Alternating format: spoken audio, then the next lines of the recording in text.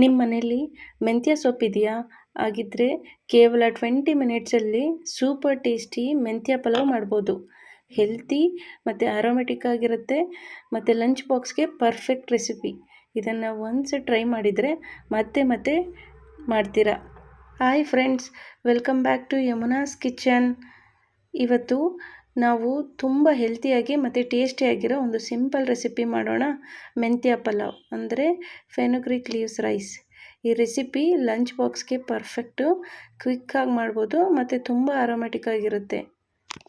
ನೀವೇನಾದರೂ ನನ್ನ ಚಾನಲ್ನ ಫಸ್ಟ್ ಟೈಮ್ ನೋಡ್ತಿದ್ರೆ ಪ್ಲೀಸ್ ನನ್ನ ಚಾನಲ್ನ ಸಬ್ಸ್ಕ್ರೈಬ್ ಮಾಡ್ಕೊಳ್ಳಿ. ಹಾಗಿದ್ರೆ ಬನ್ನಿ ಮೆಂತ್ಯ ಪಲಾವ್ ಮಾಡೋದು ಹೇಗೆ ಅಂತ ನೋಡೋಣ. ಫಸ್ಟು ಒಲೆ ಮೇಲೆ ಒಂದು ಕುಕ್ಕರ್ ಇಟ್ಟು ಸ್ವಲ್ಪ ಆಯಿಲ್ ಹಾಕೋಬೇಕು. ಆಯಿಲ್ ಇಟ್ಟಾದಮೇಲೆ ಅದಕ್ಕೆ ಪಲಾವ್ ಐಟಮ್ಸ್ ಹಾಕೋತಾ ಇದ್ದೀನಿ.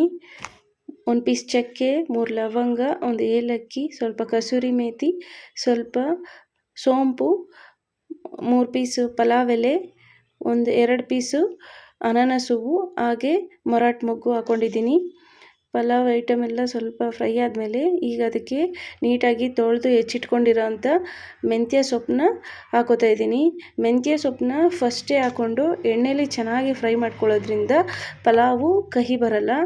ಇದು ನೋಡಿ, ಹೀಗೆ ಎಣ್ಣೆಲಿ ಚೆನ್ನಾಗಿ ಫ್ರೈ ಮಾಡ್ಕೋಬೇಕು. ಮೆಂತ್ಯ ಸೊಪ್ಪಿಂದ ನೀರೆಲ್ಲ ಬಿಟ್ಕೊಳ್ಳುತ್ತೆ. ಇಲ್ಲಿವರೆಗೂ ಚೆನ್ನಾಗಿ ಫ್ರೈ ಮಾಡಿಕೊಂಡು ಇವಾಗ ಇದಕ್ಕೆ ಉದ್ದಕ್ಕೆ ಹೆಚ್ಕೊಂಡಿರೋ 2 ಮೀಡಿಯಮ್ ಸೈಜ್ ಈರುಳ್ಳಿ ಸೇರಿಸ್ಕೊತಾ ಇದ್ದೀನಿ.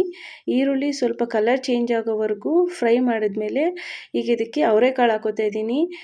ನನ್ನ ಹತ್ರ ಇವತ್ತು ಅವರೆಕಾಳಿತ್ತು, ಸೊ ಅದಕ್ಕೆ ಅವರೆಕಾಳು ಹಾಕೋತಾ ಇದ್ದೀನಿ. ಆಪ್ಷನಲ್ಲು.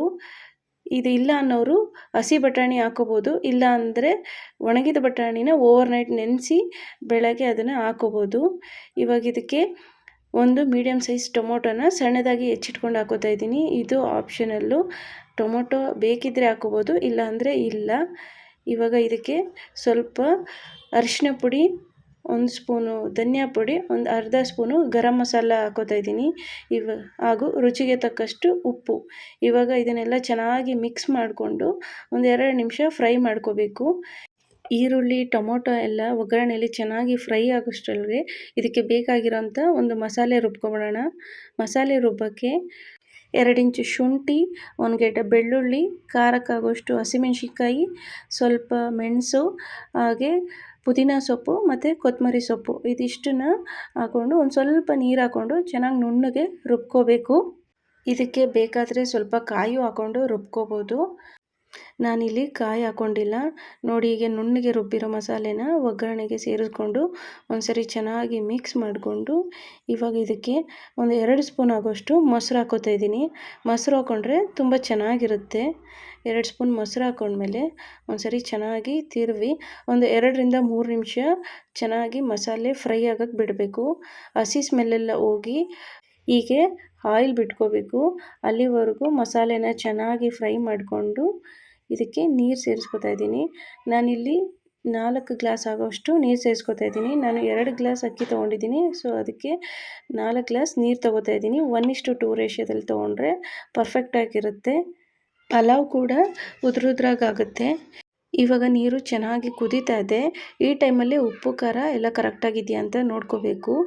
ಇವಾಗ ಚೆನ್ನಾಗಿ ತೊಳೆದು ನೆನೆಸಿಟ್ಕೊಂಡಿರೋಂಥ ಅಕ್ಕಿನ ಹಾಕೋತಾ ಇದ್ದೀನಿ. ಇವಾಗ ಇದನ್ನು ಒಂದ್ಸರಿ ಚೆನ್ನಾಗಿ ಮಿಕ್ಸ್ ಮಾಡಿಕೊಂಡು ಪಲಾವ್ 3/4% ಕುಕ್ ಆಗೋವರೆಗೂ ಹೀಗೆ ತಿರುಗಿಸಿ ಕುಕ್ ಮಾಡ್ಕೋಬೇಕು. ಲಿಡ್ ಮುಚ್ಚಬಾರ್ದು. ನೋಡಿ, ಇವಾಗ ಆಲ್ಮೋಸ್ಟ್ ಅಲ್ಲಿ 3/4% ಕುಕ್ ಆಗಿದೆ. ಇವಾಗ ಲಿಡ್ ಮುಚ್ಚಿ 1 ವಿಷಿಲ್ ಕೂಗಿಸಿದ್ರೆ ಸಾಕು. ಈಗ ಮಾಡೋದ್ರಿಂದ ಒಂದೇ ವಿಷಿಲ್ ಕೂಗಿಸಿದ್ರೆ ಸಾಕು, ಮತ್ತು ತಳ ಹಿಡ್ದಿರಲ್ಲ, ಮತ್ತು ಉಪ್ಪು ಖಾರ ಎಲ್ಲ ಚೆನ್ನಾಗಿ ಹಿಡ್ಕೊಂಡಿರುತ್ತೆ. ನೋಡಿ ಎಷ್ಟು ಚೆನ್ನಾಗಾಗಿದೆ ಪಲಾವು. ನೋಡ್ತಿದ್ದೀರಲ್ಲ, ನೋಡಿ ಒಂಚೂರು ತಳ ಹಿಡ್ದಿಲ್ಲ, ಹಾಗಾಗಿದೆ. ಇವಾಗ ಇದನ್ನು ಒಂದ್ಸರಿ ಚೆನ್ನಾಗಿ ಮಿಕ್ಸ್ ಮಾಡಿಕೊಂಡ್ರೆ ಆಯಿತು. ಬಿಸಿ ಬಿಸಿ ಮೆಂತ್ಯ ಪಲಾವ್ ರೆಡಿ. ಮೊಸರು ಬಜ್ಜಿ ಜೊತೆ ತಿನ್ನೋಕ್ಕೆ ತುಂಬ ಚೆನ್ನಾಗಿರುತ್ತೆ. ಈ ರೆಸಿಪಿನ ನೀವು ಒಮ್ಮೆ ಟ್ರೈ ಮಾಡಿ ಹೇಗೆ ಬಂತು ಅಂತ ಕಮೆಂಟ್ ಮಾಡಿ.